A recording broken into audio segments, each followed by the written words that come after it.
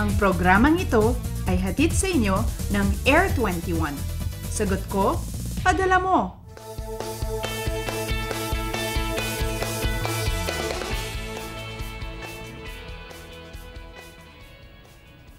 Good morning Luzon, Visayas, Mindanao. 4:59 ayon sa Philippine Standard Time and it's another Manic Monday.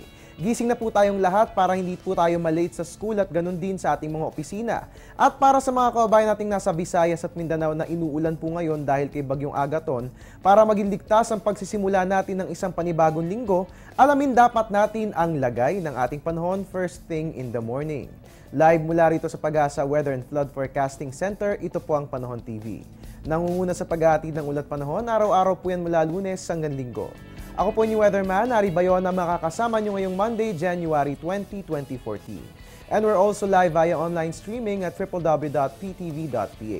Mga kabayan, ngayong araw na ito, isasagawa po ng buong bansa ang National Day of Prayer and Solidarity.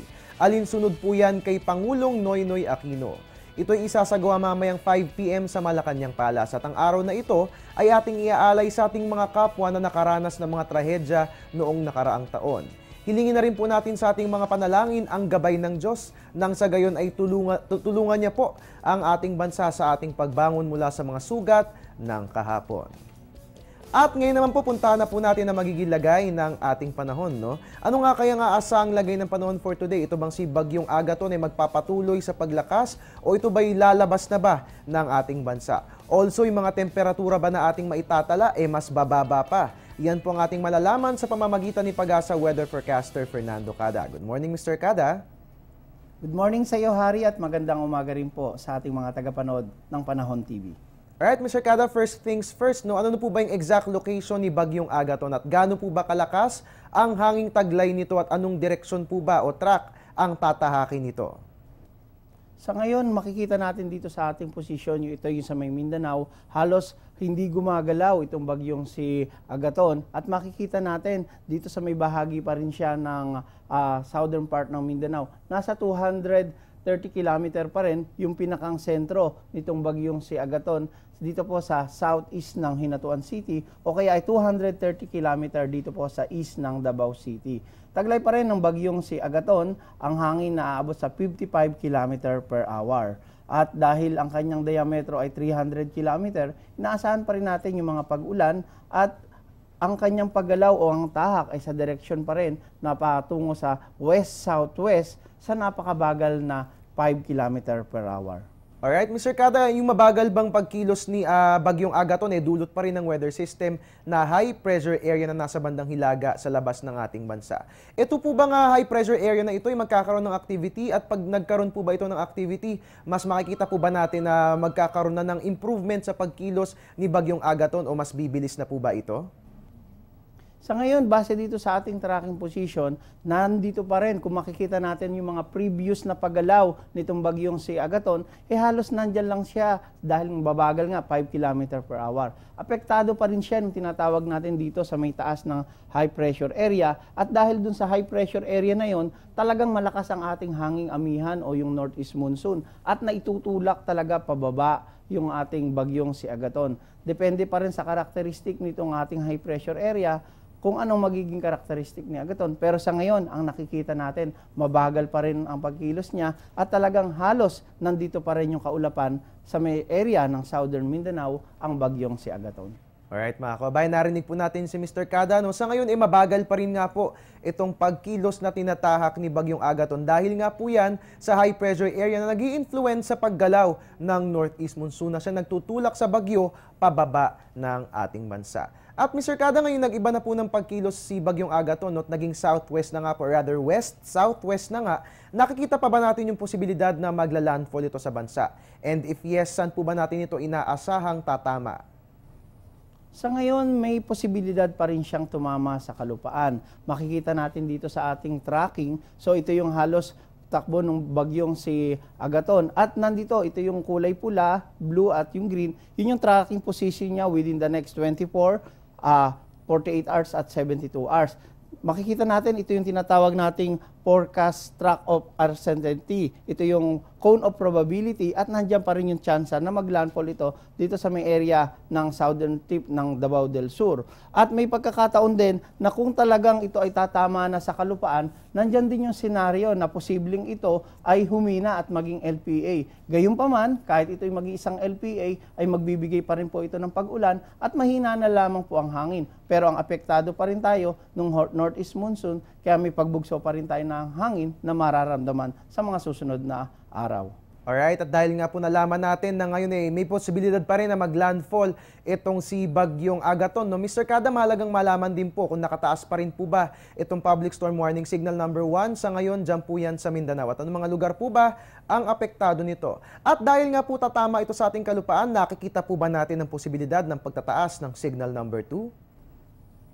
Sa ngayon ay nakataas pa rin yung ating mga lugar dyan sa may Mindanao sa Public Storm Signal number 1. Ito po ay Surigao del Sur, Agusan del Sur, Davao Oriental, Davao del Norte, Davao del Sur at yung Compostela Valley. Ito pong mga lugar na to ay posibleng makaranas ng hangin na may pagbugso na 30 to 60 km per hour.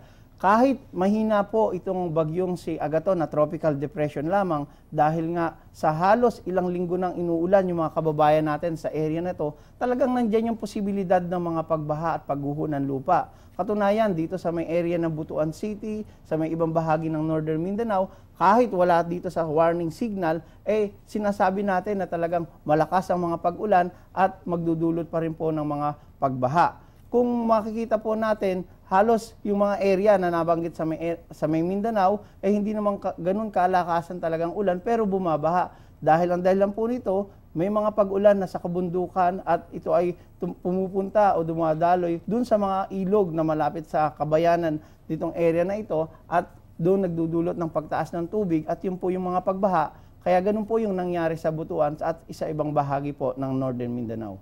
Alright, Mr. Kada, nabanggit niyo po yung mga kaso ng pagbaha, no? Dagdag kaalaman lang po tungkol sa pagbaha. Ngayon ganitong walang tigil ang mga pag-ulan, hindi po talaga natin maiiwasan ang kaso ng flash floods, no? Pero ano po bang mga engineering o technological measures ang pwede nating gawin para kahit papaano, ma-minimize po natin yung mga pagbaha, lalo na kung ganitong tuloy-tuloy po yung pagbuhos ng ulan?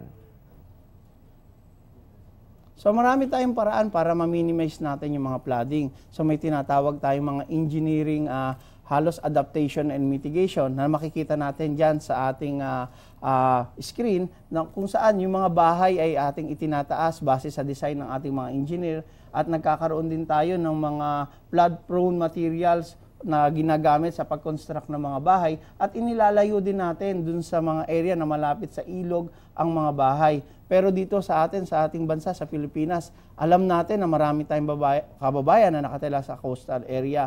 At meron din tayong mga ginagawang mga hazard mapping na kung saan yun ay napag-aralan na, ang kulang lang talaga ay yung tinatawag nating na proper implementation para mapatupad.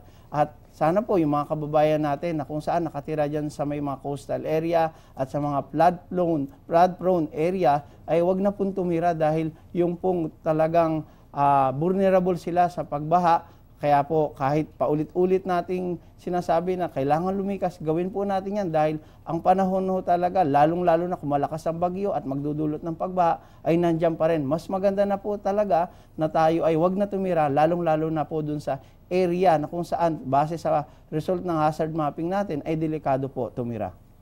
Alright mga kabayan, narinig po natin si Mr. Kada, no? Paulit-ulit po ang aming paalala, lalo nga po ngayon na walang tigil ang mga pag-ulan na ating mararanasan. Kung tayo po yung makakalikas na, lumikas na po tayo ng sa gayon ay maiwasan po natin ang mga panganib na dulot ng pagbaha at ganun din ng pagguho ng lupa. At ngayong alam na natin, Mr. Kada, kung kailan na ito inaasang magla-landfall, ano? Mahalagang malaman din kung kailan nga ba tuluyang lalabas ng bansa si Bagyong Agaton at kailan nga ba bubuti ang lagay ng ating panahon, especially dyan po sa Mindanao kung saan ito tatama. Sa ngayon, makikita natin dito sa ating satellite image. So, nandyan yung kaulapan ng bagyong si Agaton at nandito yung kanyang halos sentro. So, makikita natin talaga na halos mabagal ang kanyang paggalaw. At inaasahan natin sa susunod na 2 hanggang 3 araw ay mananatili ito sa loob ng ating Philippine Area of Responsibility. Meron ding mga model na pinagbabasihan ng Pag-asa at base rin sa ating data na posibleng halos bumalik pa, akyat ulit itong bagyong si si Agaton at tumama nga sa kalupaan, yun yung nakikita natin, at eventually, posibleng maging low pressure area siya, at sa mga susunod na araw, habang ito ay nandito sa Mindanao, ay tuluyan pong hihina ang kanyang hangin at tuluyan na pong magdi-dissipate. Alright, narinig po natin yung mga possible scenarios na pwedeng mangyari kay Bagyong Agaton, kung kaya't ang ating gagawin, sabayan po natin ng pag-asa sa pagmumonitor hinggil sa nasabing sama ng panahon. At Mr. Kada, sa ibang usapan, kasi umiiral din po sa ating bansa itong northeast monsoon, ano? At kahapon nga po, inaitala natin ng 8.1 degrees Celsius sa Baguio City. Ito po ang lowest temperature for 2014 so far, at dagdag kaalaman lang po ulit, no? I was just wondering, ngayon bang 2014 ay mas bababa ba yung mga temperaturang ating naitatala sa Baguio at Metro Manila kumpara noong 2013? Kasi, di ba, nabanggit nga po na ang peak season ng amihan yung late January to early February. Pero ngayong second week pa lang ng January, mabababa na po yung mga temperaturang ating naitatala. Pwede po ba nating gawan ng comparative analysis ang ating mga temperaturang naitatala? Yes, para sa ating kaalaman ng ating mga kababayan, dahil nakakaramdam na talaga tayo ng malamig ng temperatura, pati dito sa Metro Manila. So ito yung ating comparison nung Baguio, sa Baguio nung pong 2013 at 2014 January. Makikita natin yung kulay blue, yun yung trend ng minimum temperature o pinakamababang temperatura noong 2013, at itong kulay pula, ito naman ay yung taon. So dito makikita natin na talagang mas malamig ang temperatura ngayong 2014 compare last year dito sa Baguio City. Kasi ang pinakamababang na itala natin noon ay 9.5, samantalang ngayon ay 8.1. At yung trend niya ay pababa pa ng pababa, kaya may tendency pa na halos paglalakas pang northeast monsoon natin, ay bababa pa rin ang temperature sa Baguio. Gayun din po dito sa Metro Manila kung gagamitin natin ang Science Garden. So ito yung sa Quezon City, makikita rin natin na halos mas mababa ng bahagya itong kulay pula dito sa kulay blue. Yung blue po ay yung last year at itong pula ay ngayon. So ang trend din po ay pababa, kaya po nakikita natin na talagang mas mababa ang temperatura ngayong taon kaysa po nung last year as compared with the Pag-asa Station dito sa Metro Manila, ganoon din po sa Baguio City. Alright, Mr. Kada, I have a follow-up question kasi maganda po yung inyong ipinresent na data, no? Dahil nga po ngayon nalaman natin na mas mababa nga yung mga temperaturang ating naitatala for this year. Pero I was just wondering, ano po bang dahilan kung bakit mas mababa ngayon yung mga temperaturang ating naitatala? At ano nga bang sanhi ng mas malamig na panahong nararanasan natin ngayong taon na ito? Kung ikukumpara natin last year, ngayon kasi halos ilang linggo nang nagdo-dominate yung malakas na hanging amihan. So dahil ang hanging amihan ay cold and dry air mass, at yung pong mga lugar sa bansa na kung saan sa higher latitudes ay napakalamig ngayon, naapektuhan rin yun dahil dun nang gagaling ang ating hangin, at pagpunta dito sa Pilipinas, napakalamig na hangin yung nararamdaman natin. Kaya isa rin yung dahilan kung bakit mas malamig ang temperatura ngayon kaysa last year. Alright, mga kabayan, ihanda ang jacket dahil hanggang February, tsak ko na magiging malamig ang ating panahon na mararanasan dito sa Metro Manila at ganun din sa iba pang bahagi ng ating bansa. At Mr. Kada, bilang panghuli na lamang po, no, ngayong araw ng Lunes para magabayan po yung ating mga kabayan papasok sa eskwela at sa opisina, ano po ba mga dapat asahan sa lagay ng ating panahon? Pakilahad naman po sa amin ang nilalaman ng 5 AM weather forecast ng Pag-asa at last few reminders po para sa ating mga kabayan, especially doon sa makakaranas sa mga pag-ulan na dulot ni Bagyong Agaton.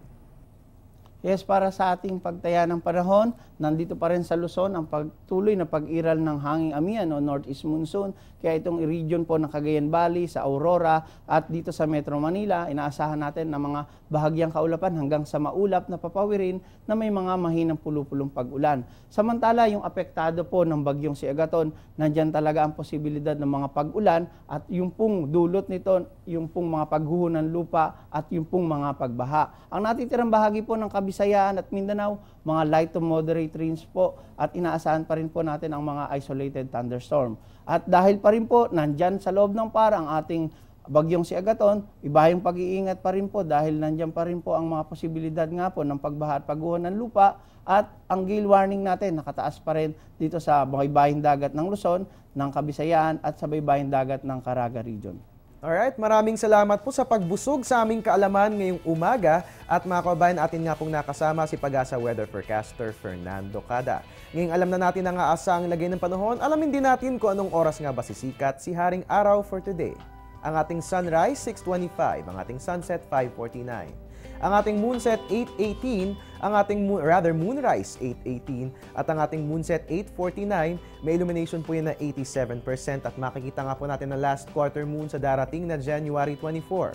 Ang last quarter moon nga po yung phase ng buwan kung saan ito'y kalahating parte lamang ang naiilawan, and it rises around midnight and sets at noon.